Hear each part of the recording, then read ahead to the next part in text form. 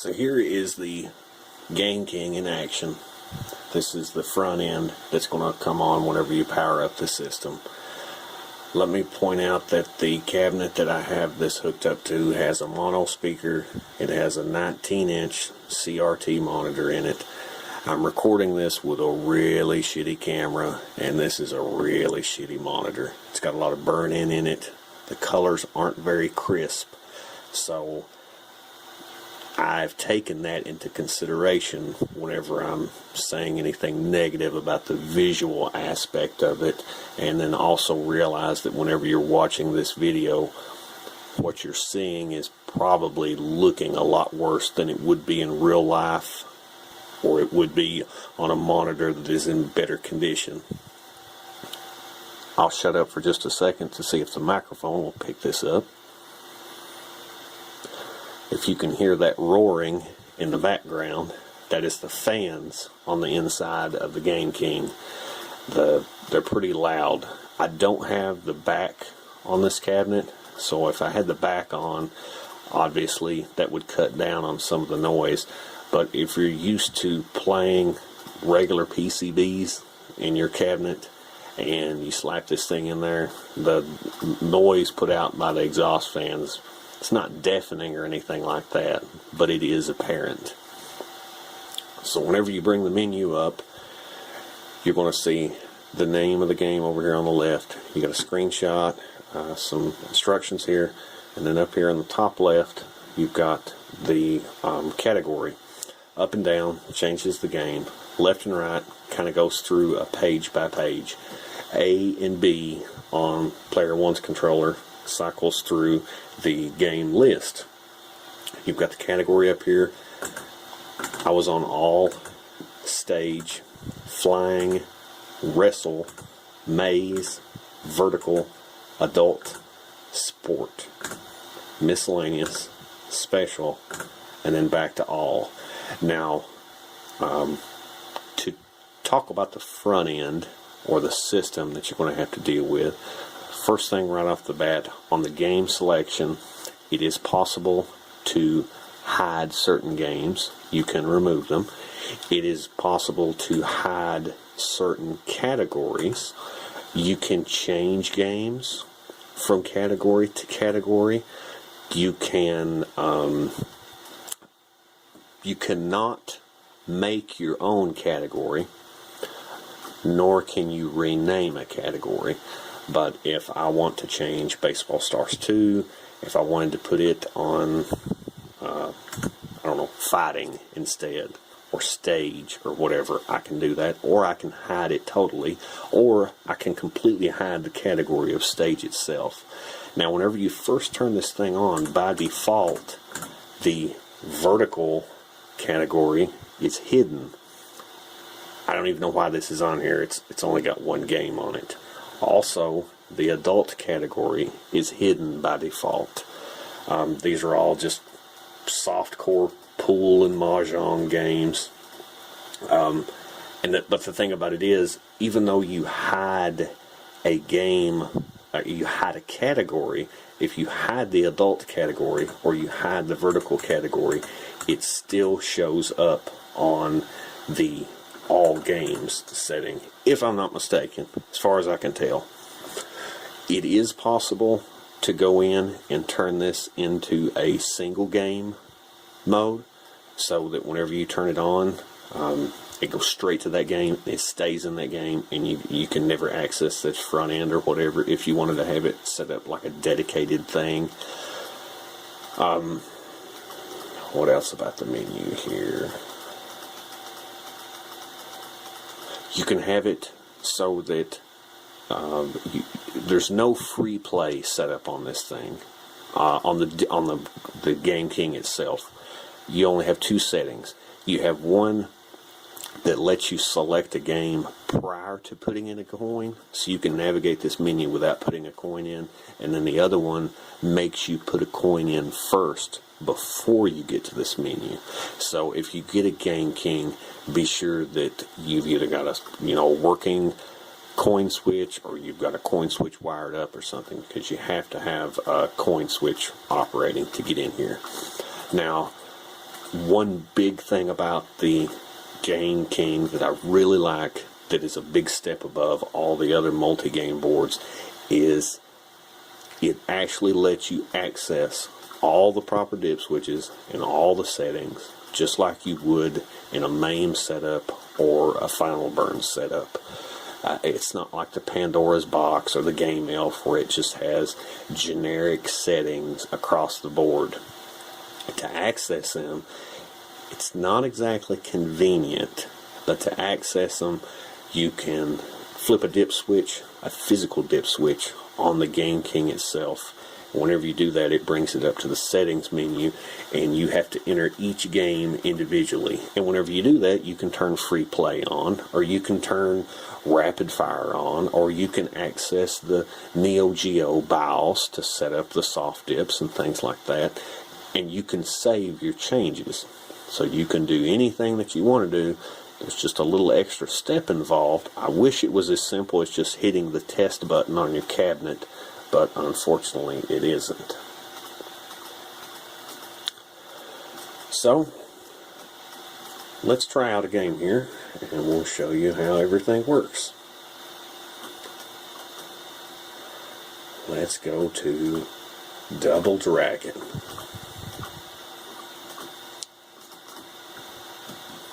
Press start.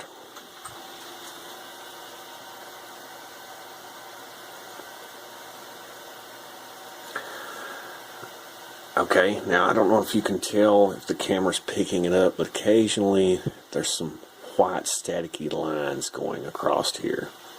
Now, it looks like interference that you get whenever you plug in an AC adapter that's kind of causing interference with your TV or whatever.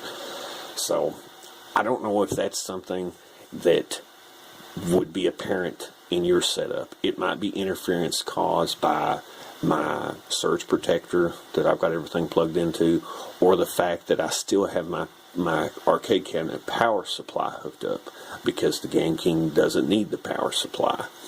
So that's something that you might run into, and you might not.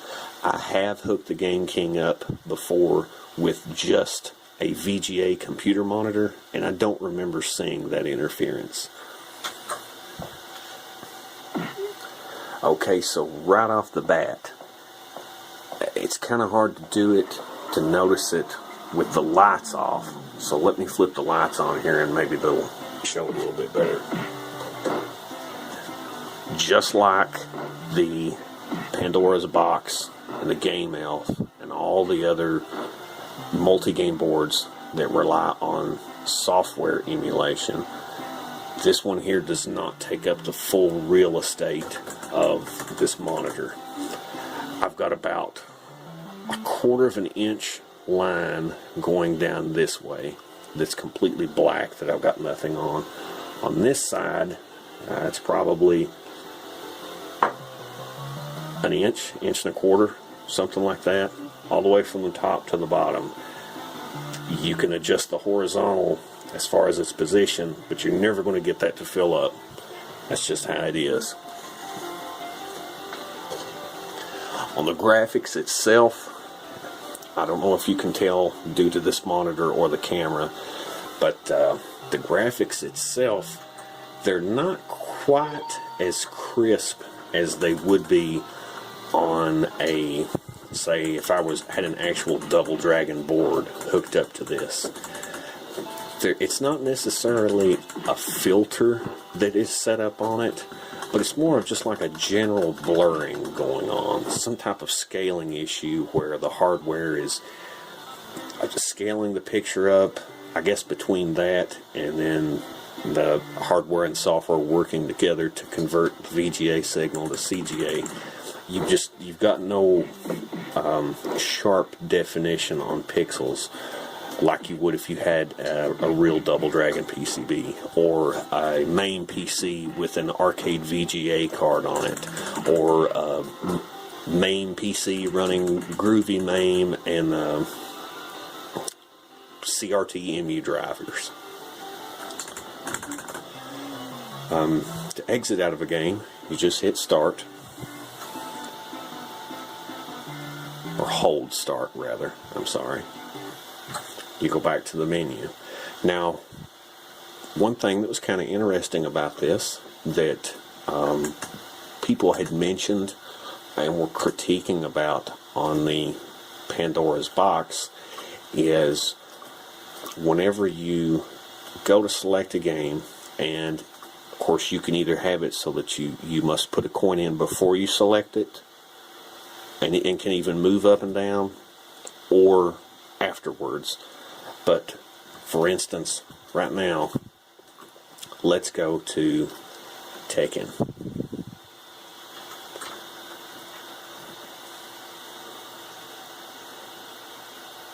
And again, you might see that little bit of interference there. Here you can see the horrible burn-in that I've got on my screen from a nice Pac-Man game that stayed on for years and years. Okay, if you look, you got the insert coin thing. Now I know that this is kind of a pissy thing to complain about, but you get full attract modes in this, full demonstration modes. It's not like the Pandora's box where it automatically jumps to saying press start because it has a coin up on it or anything like that. And because this is just basically running MAME, coin ups are handled correctly. You put a coin in, it gives you a credit. It's not like the Pandora's box where the coin ups are somehow handled with the front end and they're always delayed, or you have to exit out and go back in. Now, as far as how the games run, this is a prime example. You can basically look and think, since you're running a Pentium 4 with 512 megabytes of RAM, what in MAME or what in Final Burn would run correctly on that? That's your measuring stick there. Now, as you can see from this, it runs. It's got a lot of slowdown in it. It's definitely not 60 frames per second, by no means at all. It looks okay. It's kind of playable, but it's not perfect at all. I'll exit out of it and pick something else.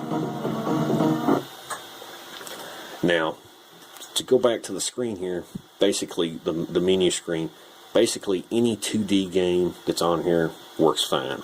Works at 60 frames per second.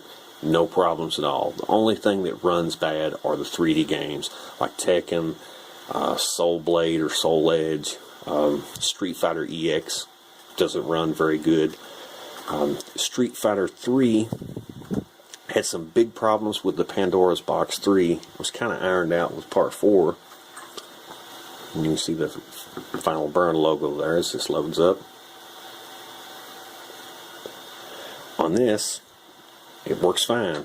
I've had no problems at all with it. Welcome to the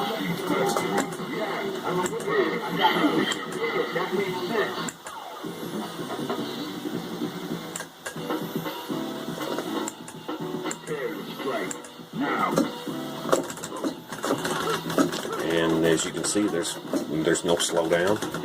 Everything, there's no stuttering, there's no frame skip. And that goes for both this and some of the more processor-intensive midway games like NBA Jam or Mortal Kombat 2, 3, Ultimate Mortal Kombat.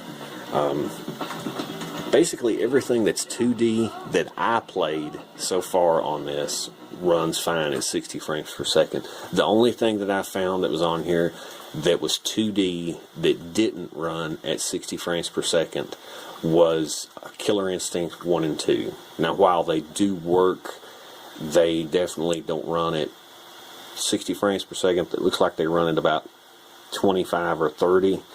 And from what I could tell, it wasn't that the actual game like moved in slow motion. It just looked like it had frame skip on it, so it was kind of choppy. What else here about the software? Oh, one thing that I thought was kind of cool, or at least was unexpected on my part. If you go to the, let's see if we can find one on here. There are games on here. Of course, this is just a PC running MAME, or Final Burn is all it is, so it's really not that shocking that they have this on here. But I thought it was kind of cool because I can't think of any of the other multi-game boards that do this. There are some games that use inputs that aren't just a joystick and buttons, that they have already set up on here so that it would work correctly. For example, this, let's see here. I was looking for Operation Thunderbolt because I remember it being on here. There's gun games that normally use like a gun.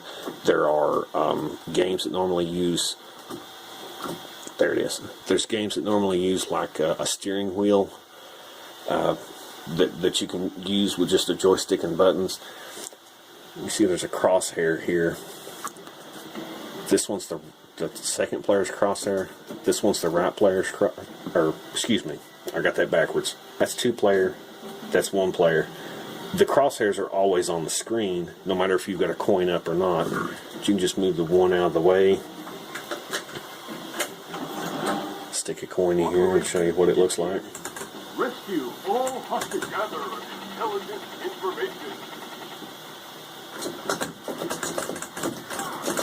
And as you can see, it works. I mean, it's serviceable. Is it a substitute for having a real light gun on a CRT? No. Is it a substitute for having an aim track set up?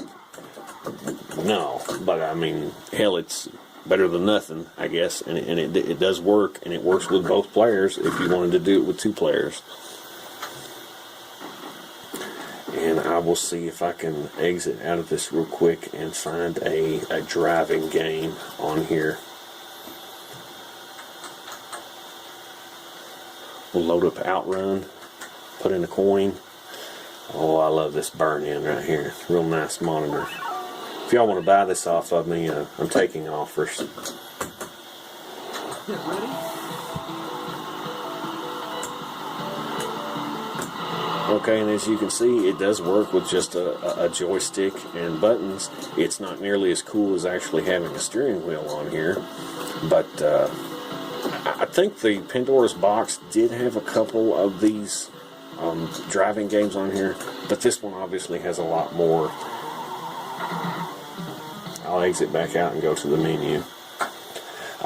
The games that run on the PGM hardware that were on the Pandora's Box, a lot of them had slowed down and were just really shitty on the Pandora's Box. They work fine on this, like Oriental Legend and Killing Blade. The games that are normally vertically oriented, it's got those on here, and they're stretched out. I don't know why that it does that. Takes up the whole monitor here. I don't know if it's like that on every single one of them, but I'll tell you what, we'll go back up here to Donkey Kong, and because my brain isn't working and I can't think of a vertical game off the top of my head, but I remember seeing Donkey Kong on here.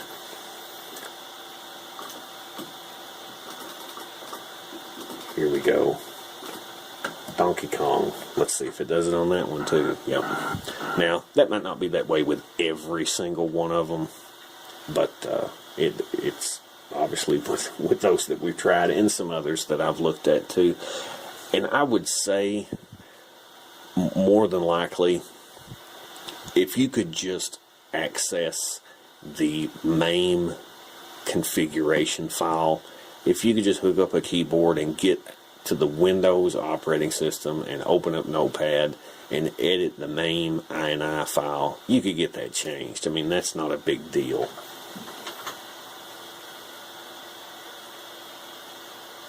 I'll exit back out to the main menu here.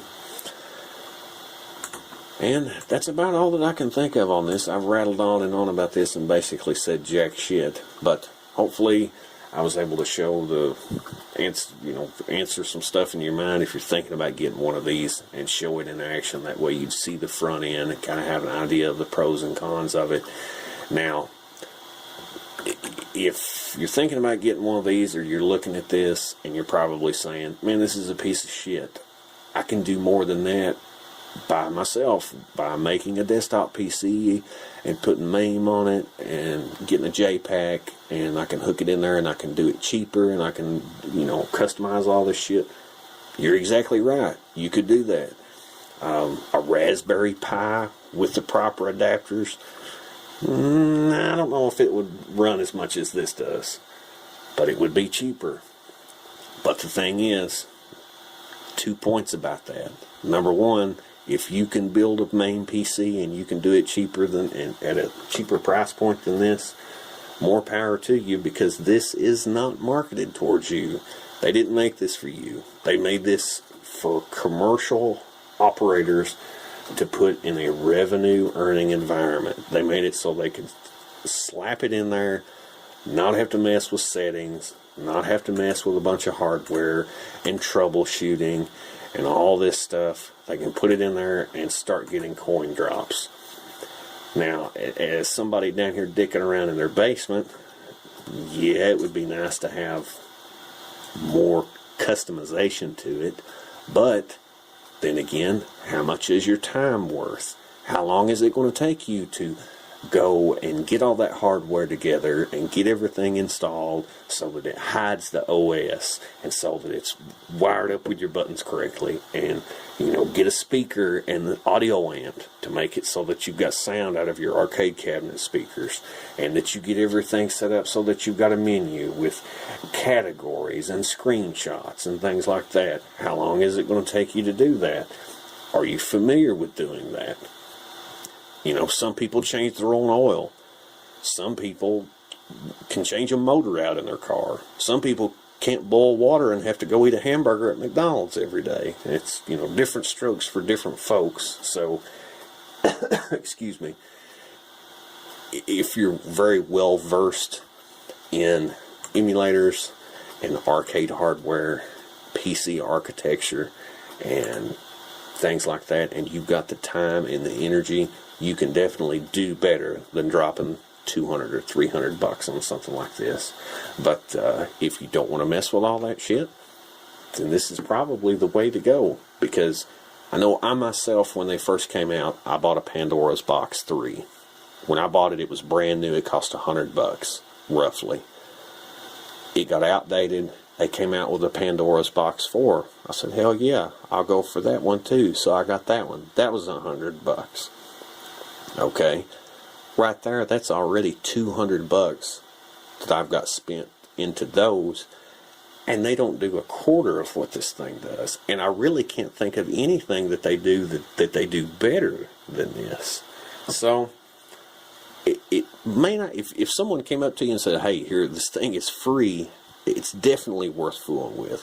For $200, think about your own capabilities and your time and what you're going to be doing this for, and what type of cabinet you've got set up too. Because if you've got a, depending on the type of monitor, but depending on the type of buttons and things like that, it might not be worth it for you.